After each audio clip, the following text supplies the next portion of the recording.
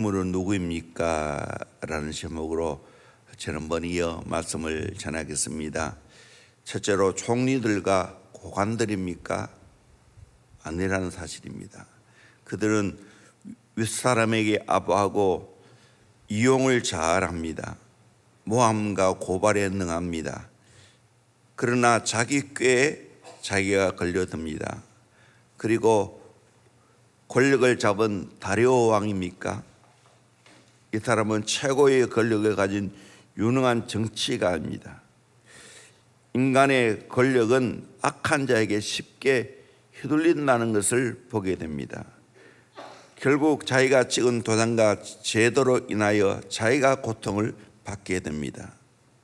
세 번째, 다니엘입니까? 다니엘입니다.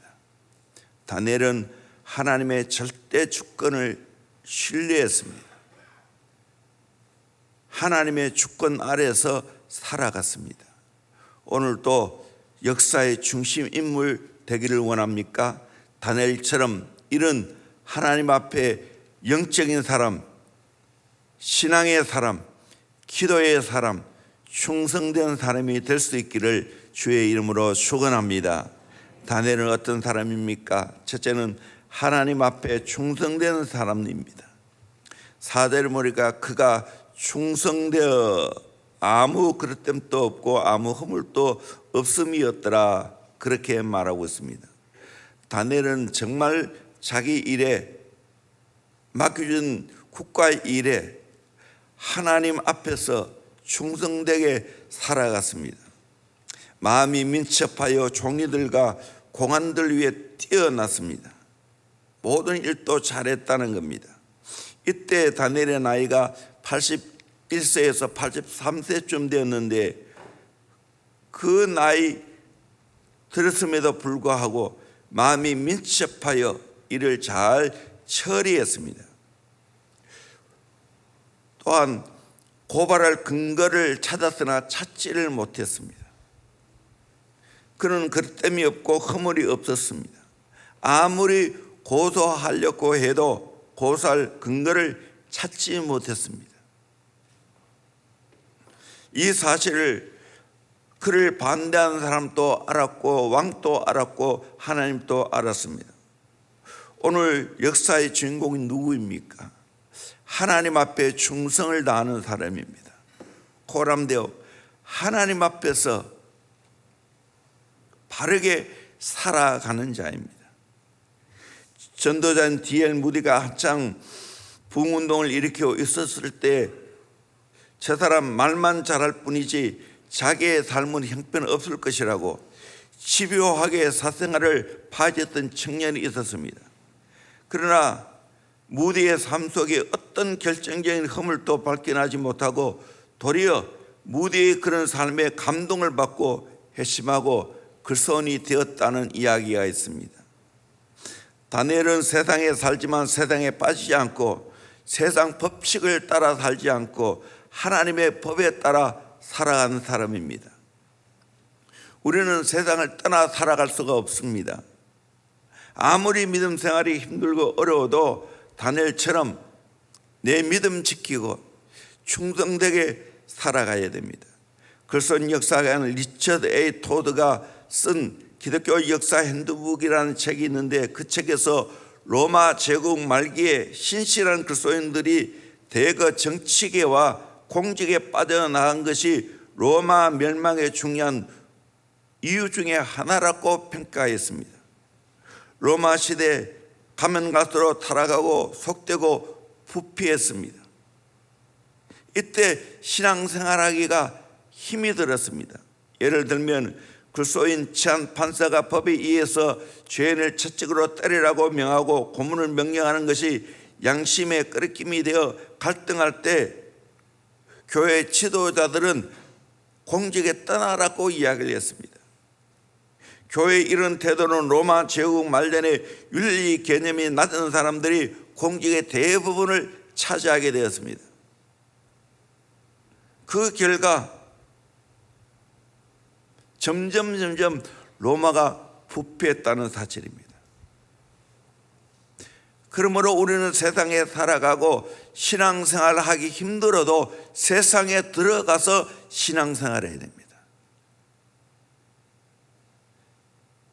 권모와 술수가 능한 정치계에도 우리 그리스도인들은 들어가야 됩니다. 거기서 제대로 신앙생활을 해야 됩니다. 여러 가지 경제계도 정말 바르게 사업하는 거 쉽지 않습니다. 그럼에도 불구하고 그곳에 들어가야 되고 내가 또한 사업을 해야 됩니다. 그래야 이 나라가 바로 설 수 있는 겁니다. 어제도 7대 산에 대한 이야기를 했지만 우리는 여러 분야에 들어가서 거기서 소금이 되고 빛이 되어야 됩니다. 우리는 고지론, 저 높은 자리를 차지해야 됨과 동시에 저지론, 낮은 자리에 들어가서 섬기는 삶도 해야 됩니다. 우리 그리스도인들이 세상에 들어가서 정복을 해야 됩니다. 중세에 유명한 이야기 하나가 내려옵니다. 수도원이 하나 있었는데 사람이 많이 왕래했던 이름난 수도원이었습니다. 그런데 언젠가부터 수도원이 썰렁하기 시작합니다. 사랑이 풍성하던 수도원에 찬바람이 쌩쌩 불고 서로가 시기하고 질투하고 반목하고 질시하는 수도원이 되고 말았습니다. 그러니까 사람들의 발길이 뚝 끊어졌습니다. 사람들이 더 이상 찾아오지 않는 썰렁한 수도원이 되고 말았습니다. 수도원 원장은 이래서는 안 되겠다 생각하고 지혜로운 현자를 찾아가서 물었습니다. 우리 수도원이 왜 그렇게 되었습니까? 어떻게 하면 좋습니까?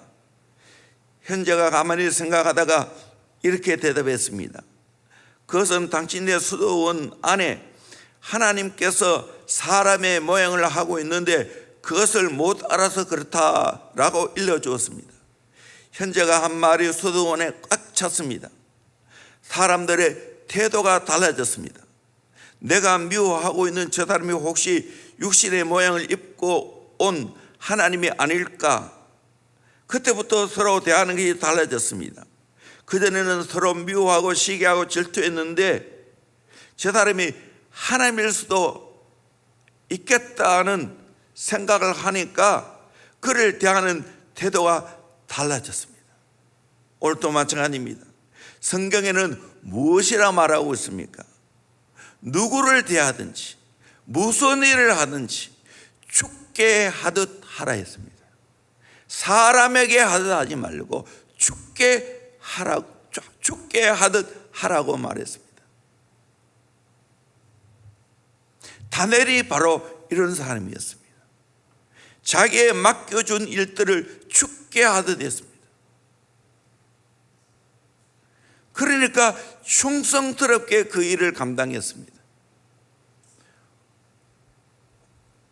오늘 저와 여러분은 하나님 앞에 이렇게 쓰임받는 사람이 되어야 됩니다.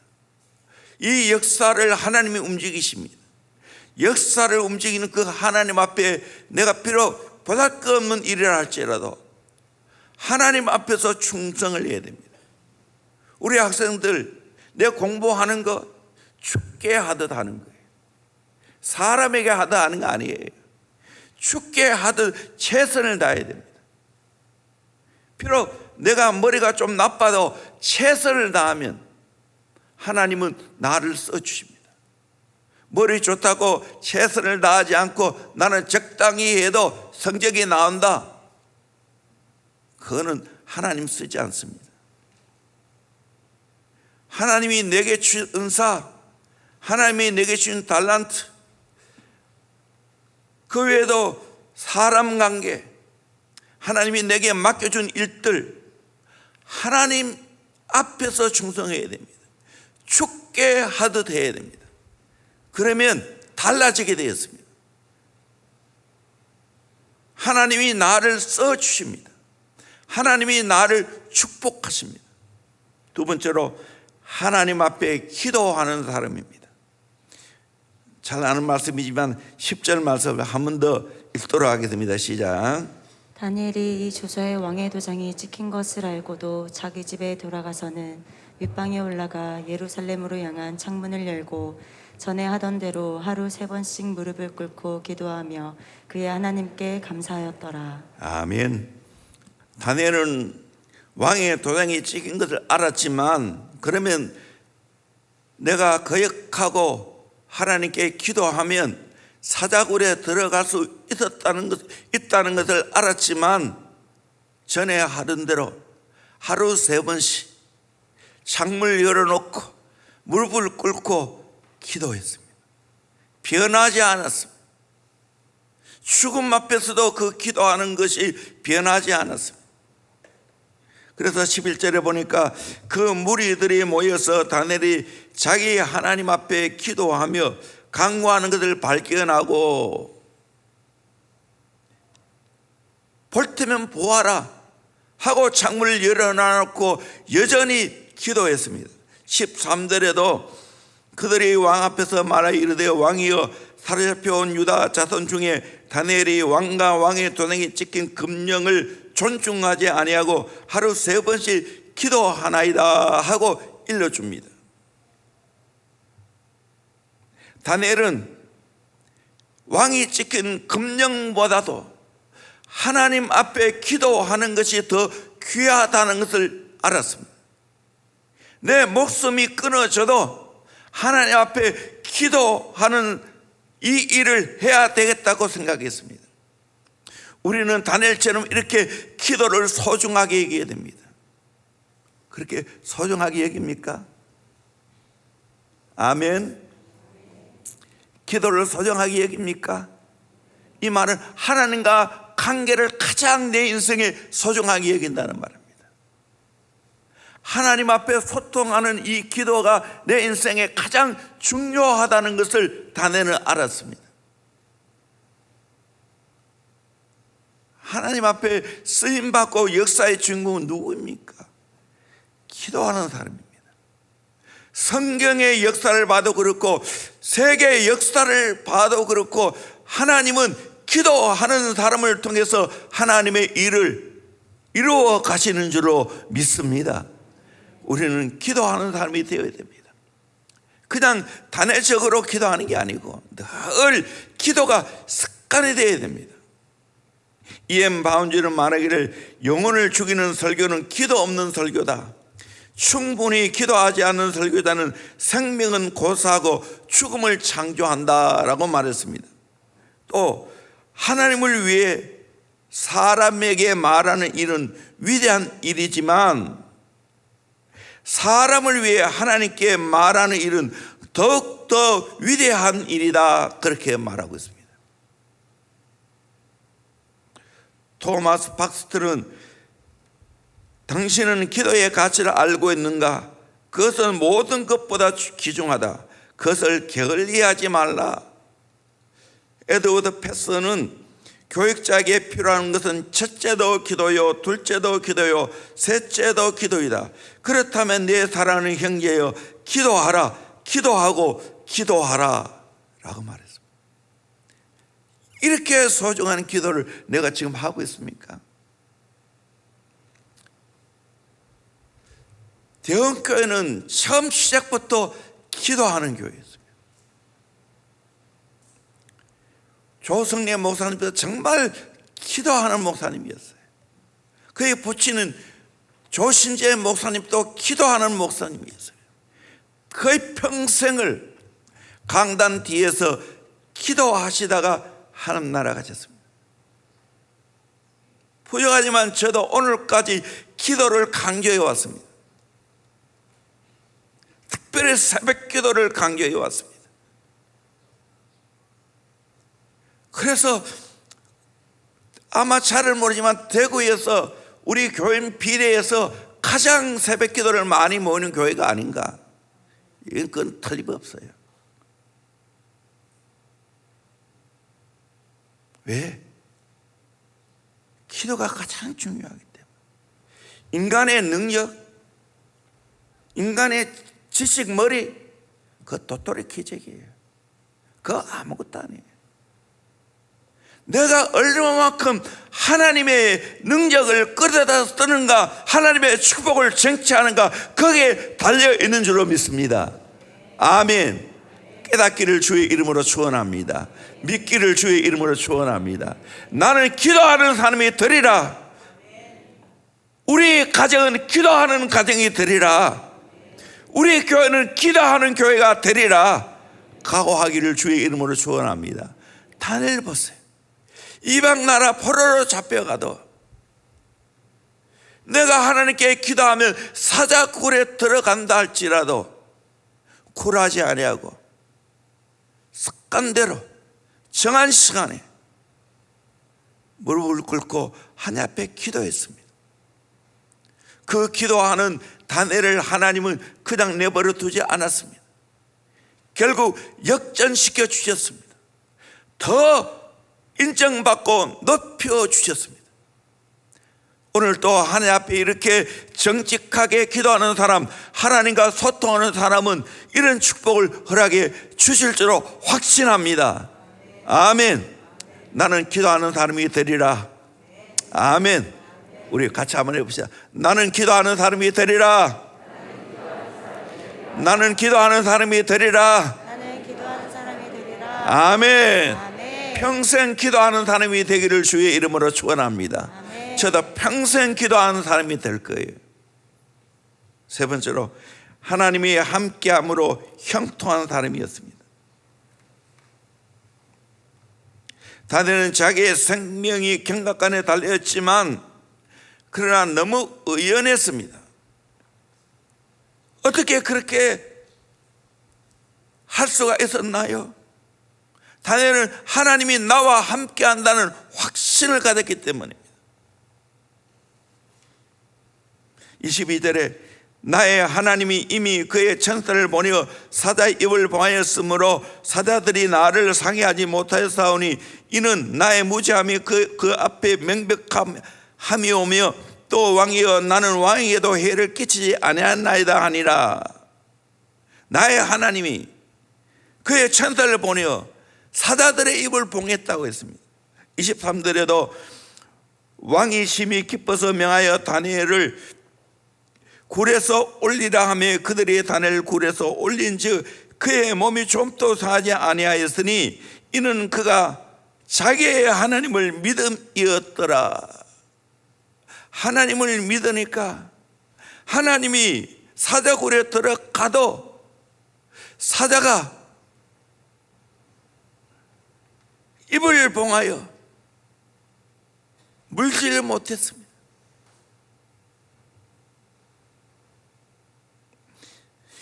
다니엘의 이런 믿음의 결과가 어떻게 되었습니까? 하나님이 세계의 통치자이시고 역사를 움직이시는 분이라는 것이 드러났습니다.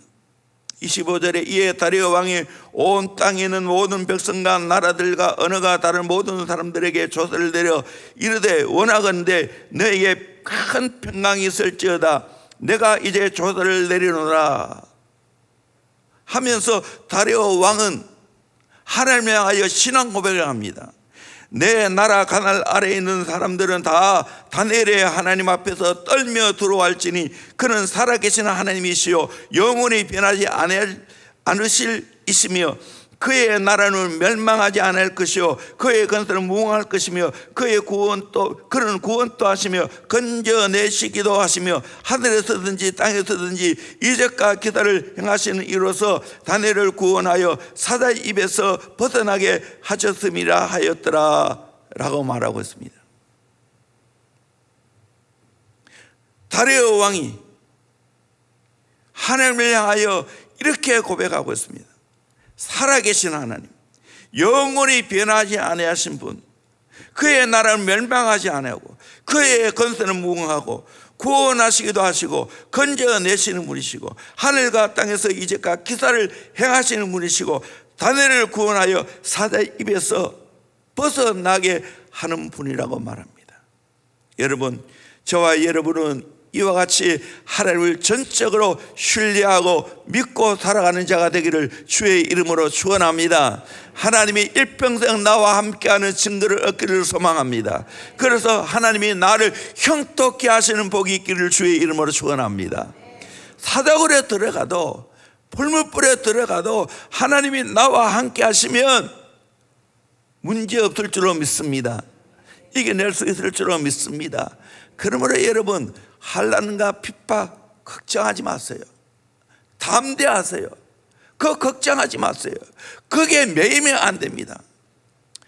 내 앞길에 어떤 일이 있어도 괜찮다, 하나님이 나와 함께 하시면 이겨낼 수 있다, 당당할 수 있기를 주의 이름으로 축원합니다. 아멘. 미리 걱정하지 마세요. 미리 걱정하지 마세요. 하나님이 함께 하시면 형통합니다. 아멘.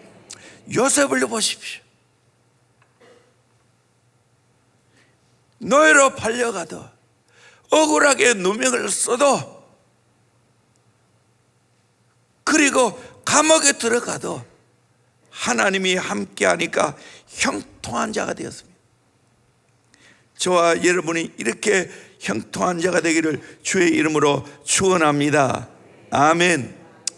다니엘은 나이가 많아도, 왕조가 바뀌어도, 왕이 바뀌어도 오래 살면서 형통한 삶을 살아갔습니다. 소련에 가면 코카셰스라는 장도촌이 있다고 합니다. 어떤 사람이 그것을 방문했는데 80세 된 노인이 서럽게 울고 있더랍니다. 그래서 왜 우느냐고 물었더니 자기 아버지한테 매를 맞아서 울고 있다고 말합니다. 그러면 80세의 노인을 때릴 수 있는 그 아버지는 도대체 누구인가 찾아봤더니 113세 된 노인이 80세 된 노인을 때리고 있더라는 거예요. 그래서 113세 된 할아버지에게 가서 물었습니다. 왜 당신의 아들을 때렸습니까? 113세 된 할아버지가 하는 말이, 저놈이 버릇없이 할아버지를 놀렸기 때문에 때렸다고 말하더랍니다. 그럼 할아버지는 몇 세입니까? 143세더라는 거예요. 하나님이 복 주시면 100세를 넘길 수 있게 될 줄로 믿습니다. 100세를 넘겨도 건강하게 될 줄로 믿습니다. 요셉의 생애가 바로 그러한 생애였습니다. 다니엘의 생애가 바로 그러한 생애였습니다. 요셉이 하나님이 함께함으로 형통한 자가 되었다라고 말했습니다. 다니엘이 하나님이 함께함으로 형통한 자가 되었다고 했습니다. 저와 여러분도 이런 복된 인생을 살아갈 수 있기를 주의 이름으로 축원합니다. 하나님은 역사를 움직이시는 분입니다. 세계 모든 걸 주관하시는 분입니다. 그분 앞에 겸허하게 살아가야 됩니다. 우리는 하나님의 절대 주권을 인정하며 살아가야 됩니다. 하나님은 어떤 자를 통하여 일하십니까? 다니엘처럼 코람되어 죽게 하듯 하는 충성된 사람을 통해서 하나님은 일하십니다. 하나님은 기도하는 사람을 통하여 일하십니다. 하나님은 신앙의 사람, 어떤 가운데서도 담대하고 굴하지 아니하는 그 신앙의 사람과 함께 하실 뿐만 아니라 형통케 하십니다. 비록 고난을 겪어도 결국에는 하나님이 잘되게 하십니다. 합력하여 선을 이루게 하십니다.